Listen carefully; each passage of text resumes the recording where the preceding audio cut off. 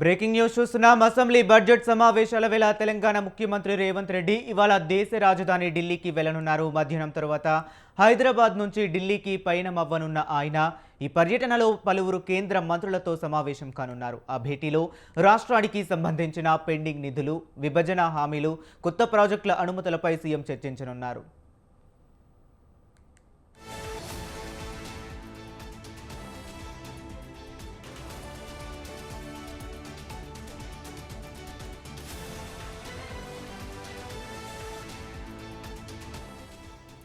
ఇప్పటికే గత పర్యటనల్లో హోంమంత్రి అమిత్ షా వంటి కీలక నేతలను కలిసిన రాష్ట్ర భద్రత, ఐపీఎస్ అధికారుల సంఖ్య పెంపుపై చర్చించిన సీఎం తాజా పర్యటనలో మరికొన్ని శాఖల మంత్రులను కలిసి అభివృద్ధి పనుల విషయంలో వినతులు సమర్పించారు.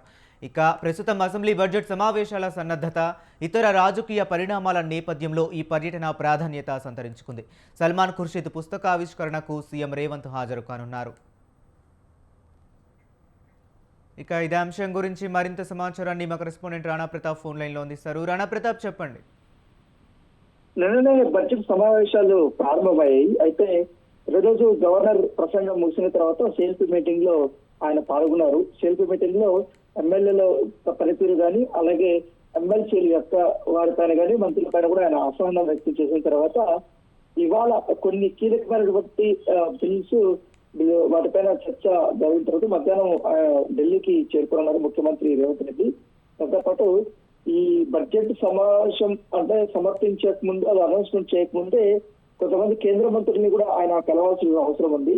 ఈ నీటి సంబంధించిన అంశం అనేది పదే పదే బీఆర్ఎస్ నుంచి కూడా వారు చెప్తున్నారు కాబట్టి కేంద్ర ప్రభుత్వం నుంచి కొన్ని అనుమతులు తీసుకోవాల్సిన అవసరం ఉంది, కొన్ని అభ్యంతరాలు కూడా వారు చెప్పాల్సిన అవసరం ఉంది. ఆంధ్రప్రదేశ్ కి ఈ నీటి ప్రాజెక్టుకు సంబంధించిన అంశంలో ఒక కొర్రీ అనేది నడుస్తున్నటువంటి నేపథ్యంలో తెలంగాణకు సంబంధించిన హక్కుల గురించి మాట్లాడాల్సిన అవసరం ఉంది కాబట్టి ఆ క్లారిటీ కోసం ఢిల్లీకి వెళ్తున్నారు. దానితో పాటు రాబోయే రోజుల్లో కాంగ్రెస్ పార్టీ తీసుకోగలుగుతున్నటువంటి ముఖ్యమైనటువంటి పథకాల గురించి కానీ, కార్యక్రమాల గురించి చర్చించడానికి ఏజెన్సీ పెద్దలను కూడా ఇవాళ ముఖ్యమంత్రి రేవంత్ రెడ్డి కలవబోతున్నారు. ముఖ్యంగా ఈ 99 రోజుల యొక్క ప్రోగ్రాం తీసుకున్నారు కాబట్టి దాని యొక్క పురోగతి ఏ విధంగా ఉంది అన్నదంతా కూడా వారు మాట్లాడనున్నారు.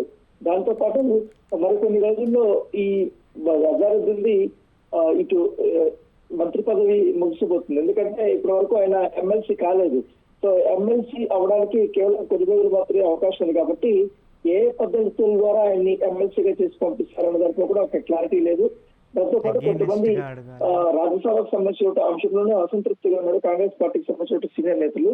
ఈ అంశం పైన కూడా అక్కడ వారు చర్చించే అవకాశం ఉంది. ఎందుకంటే అధిష్టానం అనేది కంపల్సరీ కొంతమంది సీనియర్లతో మాట్లాడాల్సినటువంటి అవసరం కూడా ఉంది కాబట్టి దాంతో పాటు నామినేటెడ్ పోస్టులు కూడా ఈ బడ్జెట్ సమావేశాలు ముగిసిన వెంటనే కూడా పూర్తి చేయాలనే ఉద్దేశంతో ముఖ్యమంత్రి రేవంత్ రెడ్డి ఉన్నారు కాబట్టి వాటిపైన కూడా ఒక క్లారిటీ అనేది తీసుకుని వచ్చే అవకాశం ఉంది. కాకపోతే ఇవాళ ఒక పుస్తక ఆవిష్కరణలో పాల్గొన్న తర్వాత ఆయన తిరిగి హైదరాబాద్ కి రాబోతున్నారు. ఎందుకంటే మళ్ళీ బడ్జెట్ కి సంబంధించినటువంటి కీలకమైనటువంటి అనౌన్స్మెంట్ లేదు కాబట్టి దాంట్లో పాల్గొనాల్సిన అవసరం ఉంది. అయితే ఇవాళ గవర్నర్ ప్రసంగంపై ధన్యవాద తీర్మానం ఉంది కాబట్టి అది ముగిసిన తర్వాత ఆయన ఢిల్లీకి అయితే 30కి అయితే బయలుదేరబోతున్నారు. ముఖ్యంగా ఏ అంశాల గురించి ప్రస్తావించే అవకాశం ఉందంటారు? మెయిన్ ఈ బడ్జెట్ అంటే ఈసారి రైతు భరోసా సంబంధించిన అంశంలో ఒక్క నెలలోనూ పూర్తిగా వారికి అందరి అకౌంట్ లో వేయబోతున్నటువంటి అంశం కానీ అది తెరపై చెప్పబోతున్నారు. దాంతో పాటు ఈ లోటు బడ్జెట్ వల్ల కూడా చాలా ఇబ్బంది ఉంది కాబట్టి ఈ కేంద్ర మంత్రుల్ని మరికొంత సహాయం అడగడానికి కూడా ఆయన వెళ్ళబోతున్నట్టుగా మనకు సమాచారం అవుతుంది.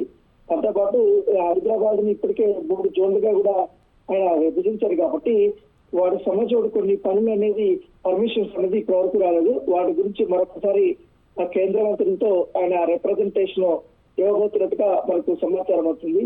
ఎందుకంటే ఈ ఓఆర్ఆర్ కానీ తర్వాత మెట్రో సంబంధించిన అంశాలు కానీ కొంతవరకు కూడా క్లారిటీ రాలేదు కాబట్టి వాటికైతే పర్మిషన్ చేసిన తర్వాత ఇక్కడి నుంచి పనులు స్టార్ట్ చేయబోతున్నట్టుగా మనకు తెలుస్తుంది. సో తాజా రాజకీయ పరిస్థితుల పైన కూడా మొత్తం ఈ ఢిల్లీ వెళ్తున్నారు కాబట్టి అక్కడ ఏజెన్సీ పెద్దల్ని మల్లికార్జున ఖర్గే కానీ అలాగే కేసీ వేణుగోపాల్ కలిసి ఆయన మాట్లాడబోతున్నట్టుగా మనకు సమాచారం అవుతుంది. Okay, right. Thank you Rana Pratap.